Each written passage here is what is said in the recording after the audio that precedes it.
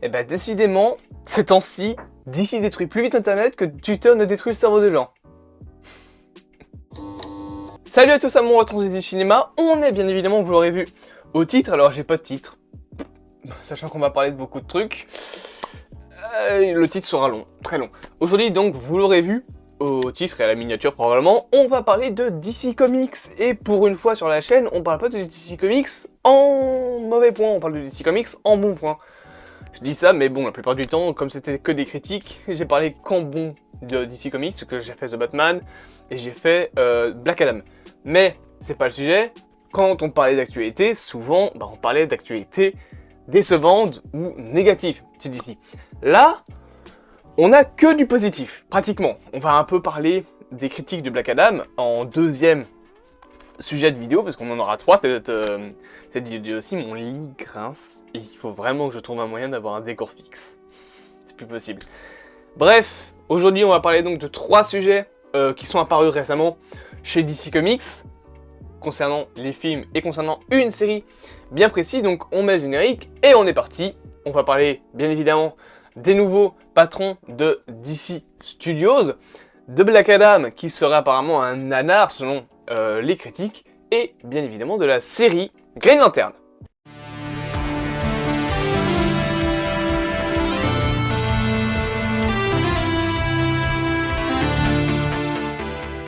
Comme je l'ai dit, du coup on va commencer par la première info. Le Kevin Feige de DC a été trouvé. Je rappelle que donc récemment il y a eu la fusion Warner Discovery Plus qui a fait que David Zaslav est arrivé au pouvoir de l'entreprise. Il a annulé Batgirl, je l'ai toujours là, au fond de la gorge, mais c'est pas grave. Et il cherche depuis longtemps à établir un plan chez DC sur plusieurs années, sur 10 ans pour être précis.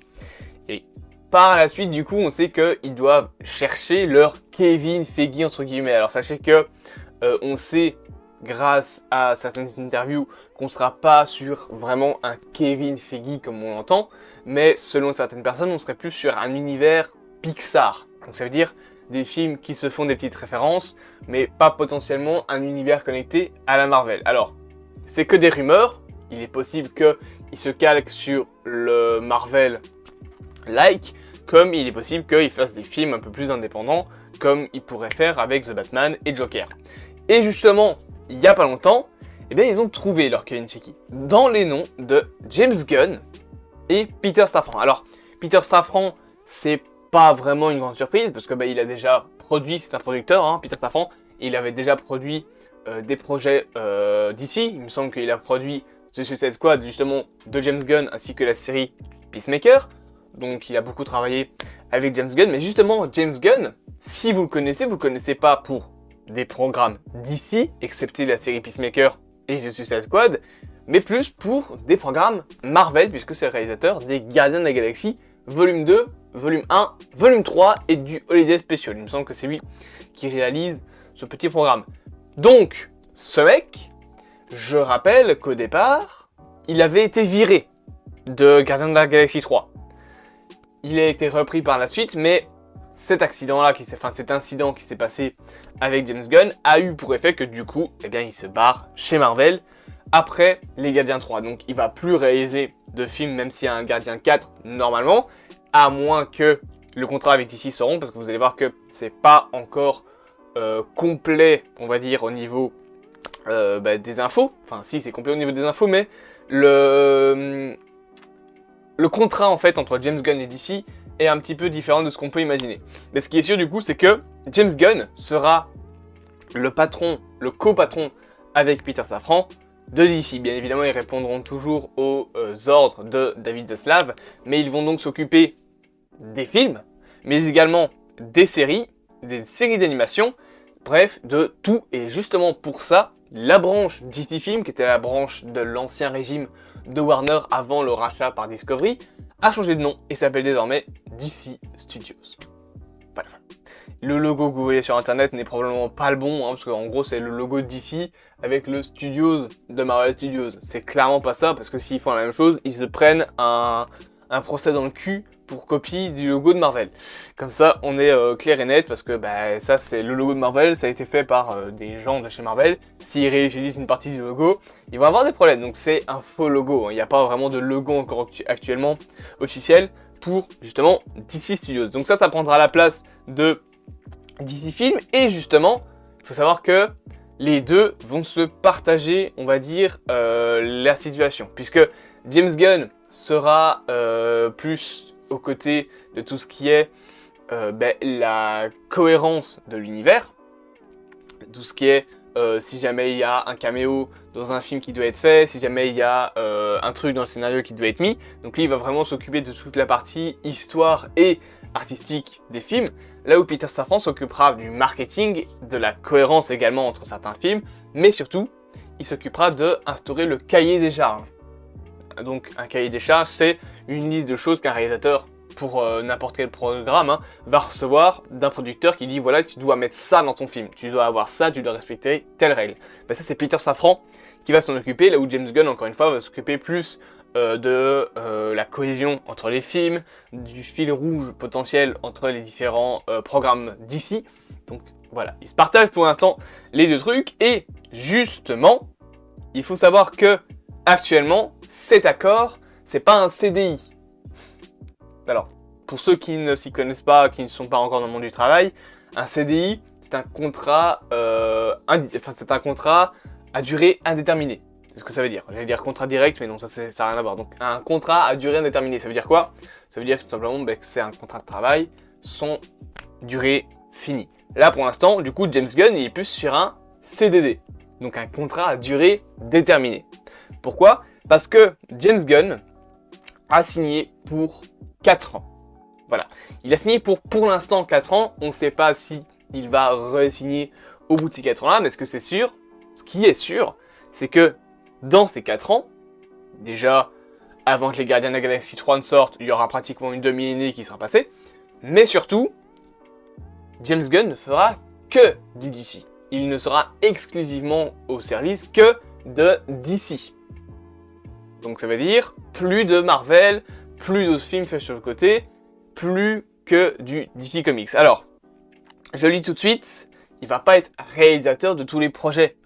Il va probablement donner des instructions aux différents réalisateurs, mais je voyais énormément de gens qui étaient inquiets du fait que James Gunn, c'est souvent un mec qui fait des choses colorées, qui fait des choses très libres en fait, et surtout, je voyais énormément de personnes qui disaient ouais, mais attends, James Gunn de base c'est un réalisateur, il s'y connaît pas assez dans tout ce qui est programmation de différents, on va dire, différents programmes, de créer des fils conducteurs. Alors déjà, sachez que c'est faux, cette première info, parce que James Gunn a été longtemps très pote avec Kevin Feige. Kevin Feige et James Gunn, ils ont d'ailleurs ensemble, pas totalement, mais James Gunn a également énormément appris de la connexion entre les différents programmes Marvel, quand il était encore chez Marvel. Donc ça, il le gère, et surtout, encore une fois, il va pas réaliser tous les projets. Il va réaliser potentiellement un Suicide Squad 2 et les saisons suivantes Peacemaker, mais c'est pas lui le réalisateur de tous les films d'ici. Il va pas instaurer sa patte dans tous les films d'ici. Et puis surtout, je suis sûr que James Gunn peut faire d'autres trucs que de la comédie. Il peut probablement faire des programmes plus sérieux. Mais donc, cela veut dire que il ne bossera plus sur les Gardiens de la Galaxie après le 3e volet qui lui sortira en 2023. Et comme je l'ai dit du coup, il va se concentrer sur le côté créatif de l'univers. Et justement, il y a une autre petite info, c'est que James Gunn a annoncé qu'il ne comptait pas arrêter de réaliser des films. Donc il devrait lui-même diriger certains projets du DC Universe dans les années à venir. C'est ce que je vous disais là maintenant, il va potentiellement réaliser certains projets, mais il ne va pas tous les réaliser, parce que de toute façon ça passera jamais chez DC. Donc, première info, on va récapituler, qu'est-ce qui se passe? DC a trouvé c'est Kevin Feige. Alors, encore une fois, on n'est pas sûr qu'ils vont se calquer entièrement sur la manière de faire de Marvel, bien qu'ils pourraient complètement. D'ailleurs, petite chose à dire, le fait de se copier de se calquer sur Marvel, ça veut pas dire copier Marvel. Beaucoup de gens le font parce que c'est une recette qui marche. C'est pas de la copie, c'est juste de la logique. Tu vois un truc qui marche autant, mais bien évidemment tu vas vouloir le copier.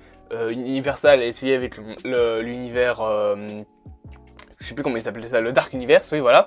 Tu as Warner et Legendary qui ont le Monsterverse, tu as le Wizarding World, c'est compliqué à dire, hein, donc le Wizarding World avec Harry Potter, tu as Star Wars qui fait pareil avec l'intégration de nouvelles séries, de nouveaux personnages, etc. Tu as bien évidemment Marvel, tu as plein d'autres studios qui le font, hein, Conjuring, etc. Et c'est normal, complètement, c'est un truc qui marche, donc bien évidemment que les autres studios vont le faire, mais c'est pas pour autant que DC copie les gens. Donc, petit résumé, James Gunn côté créatif de l'univers DC, et Peter Safran côté plutôt cahier des charges, production, marketing. Autre chose concernant en interne DC, c'est que le DCEU a été renommé. C'est donc plus le DC Extended Universe, je me suis craqué les doigts, c'est le DC Universe. Ils ont enlevé une lettre. C'est tout, ils ont juste enlevé une lettre. Donc, ça c'était la première info. La deuxième info dont on va parler, c'est que Black Adam serait, selon certaines personnes, un nanar.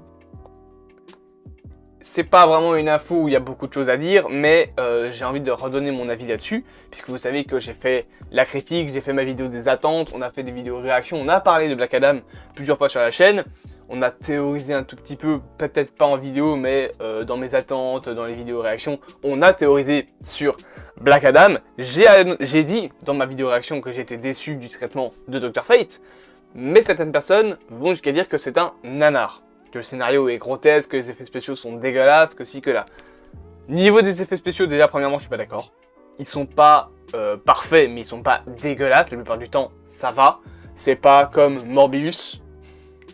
Non, franchement, la plupart du temps, Black Adam, ça va, je vois pas ce qu'ils trouvent de moche, à part vraiment le design de Sabat, ouais c'est Sabat, à part lui, qui a des gros plans juste pas beaux, le design, tout le bazar, franchement, les effets spéciaux, ça passe, quoi, c'est pas le meilleur du monde, hein, on n'est pas devant un Avengers Endgame, avec des effets spéciaux qui sont travaillés jusqu'au fin fond du tiers-monde, mais on n'est pas non plus devant quelque chose de grotesque, c'est regardable. Et alors concernant le scénario, oui, le scénario est simple, mais je prends un petit peu la défense du film.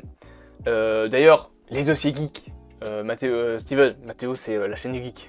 Alors en même temps, ils ont tous le mot geek dans leur pseudo, à un moment tu te trompes tout le temps. Hein. Donc, les dossiers geeks a dit quelque chose avec lequel je suis d'accord, c'est que Black Adam, c'est un film qui est en préparation depuis 2007. Et on le juge comme si c'était un film qui avait rien eu. En fait, le problème, c'est que les gens ne prennent pas le film avec le contexte. Avec le contexte de la construction autour du film. De comment est-ce qu'il a été fait. Un film comme, je sais pas l'exemple, mais Jurassic Park par exemple. Jurassic Park, il a pas vraiment eu de problème durant son tournage. Ça a été assez bien. Un petit peu comme Alien 3 par exemple. Alien 3, à part une scène, donc dans cette Alien Resurrection, je pense. Donc Alien Resurrection, à part la scène qui se passe dans l'eau, il n'y a pas eu de problème de tournage, il y a eu une claustrophobe, mais voilà, il s'est rien passé, donc tu peux juger le film en tant que tel.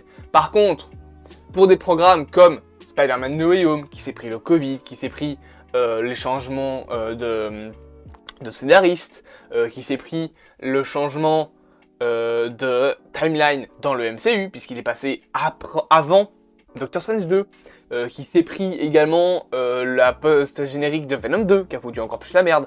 Donc, Spider-Man No Way Home, tu peux pas le juger comme un autre film qui n'a aucun problème durant sa pré-production, parce que il s'est pris le Covid, il s'est pris des tas de trucs. C'est la même chose pour Black Adam, c'est encore pire pour Black Adam, parce que Black Adam, 2007, donc il s'est pris la grève des scénaristes en 2008, il s'est pris le crash financier de 2008, il s'est pris le Covid, il s'est pris les changements de direction de la Warner, il s'est pris le changement de régime de la Warner, parce qu'au départ, Black Adam, c'est un film de l'ancien régime. Il s'est pris les changements de réalisateurs, il s'est pris les différents découpages, il s'est pris les changements de scénario, il s'est pris un nombre incalculable de conneries, ce film. Vraiment, c'est incroyable. Si tu pourrais faire un cahier, un magnifique petit cahier de 3 milliards de pages, je n'exagère même pas, pour donner tout ce qui s'est pris dans la gueule durant sa production. On ne peut pas le juger comme un autre film. Un peu plus de temps sur les effets spéciaux, je dis pas. mais ils avaient plus de temps. Alors, vous allez me dire, ouais, mais ça fait 14 ans qu'ils travaillaient dessus, ils auraient pu les terminer. Ouais, mais non, ça fait 14 ans que le projet essaie de le lancer. Après, t'as David Zaslav qui arrive et qui a fait le film sort cette date-là, rien à foutre si vous l'avez pas fini ou pas, donc ils ont dû se dépêcher. C'est aussi le problème qu'il y a avec les entreprises qui maltraitent les artistes VFX. Les artistes VFX de chez Black Adam n'avaient probablement pas le temps de faire des effets spéciaux finalisés pour Sabat, de faire des meilleurs éclairs et des meilleurs effets pour le vol de Black Adam, de faire des meilleurs effets d'explosion. Ils n'avaient pas le temps de tout ça parce qu'on leur instaure une date, on la bouge pas. Le problème, c'est qu'ils n'ont pas le temps. Ils n'ont plus le temps. Ils ont d'autres choses à faire. Ils n'ont pas que DC comme clients aussi. Ils ont Marvel, ils ont d'autres studios. Et on leur instaure des dates comme ça, on les pousse, on les pousse, on les pousse. Bah oui, au final, t'as un film qui s'est pris un nombre incalculable de merde durant sa production, qui en plus s'est pris les changements de régime avec un régime Warner qui pousse pour les artistes VFX pour qu'ils fassent leur taf, pour qu'ils travaillent 18 heures par jour.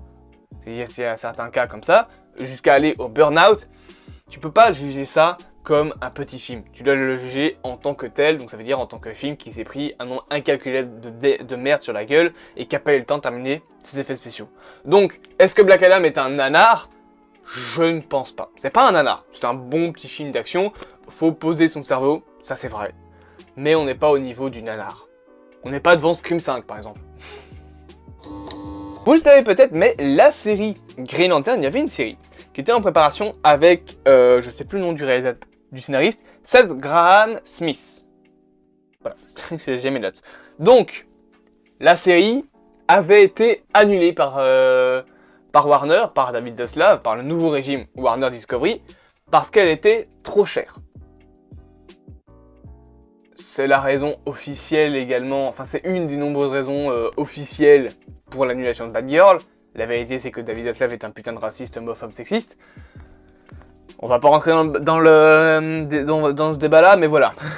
Regardez la vidéo d'MJ, il résume très bien la situation. Mais donc ils avaient annulé Green Lantern, la série qui devait de base coûter, je pense, plus de 30 millions de dollars. Sauf que le problème c'est qu'ils ont instauré une règle de 30 millions de dollars pour les projets HBO Max.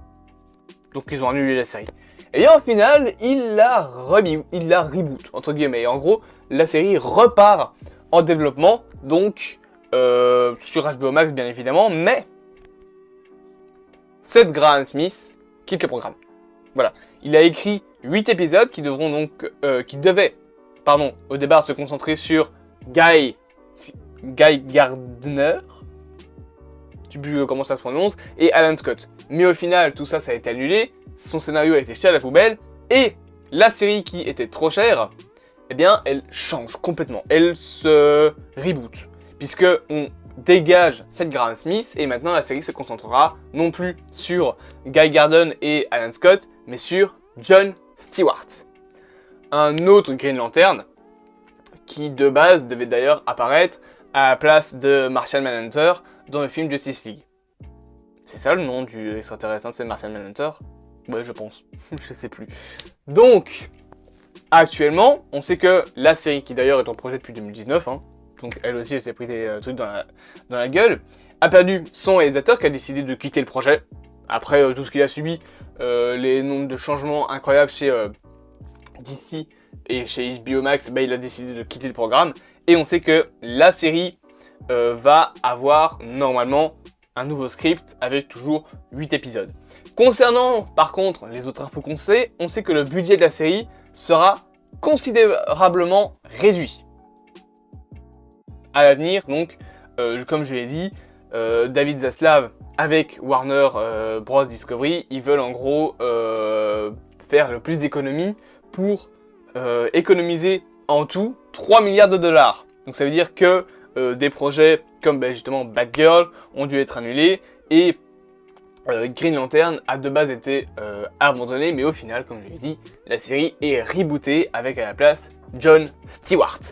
Les autres infos qu'on a sont pas vraiment très intéressantes, mais voilà, tout ce que vous savez, c'est que la série donc s'appellera toujours normalement Green Lantern ou alors Green Corp et qu'elle se concentrera sur John Stewart, mais ça n'est pas censé avoir un lien avec DC Universe, du coup avec le DC Universe, construit par James Gunn et Peter Safran. Et justement, ça me permet de vous parler d'une autre info et qui clôturera cette vidéo. Il faut savoir que James Gunn et Peter Safran vont se concentrer sur le DC Universe. Donc, des programmes comme, justement, Green Lantern, c'est pas eux qui vont le diriger.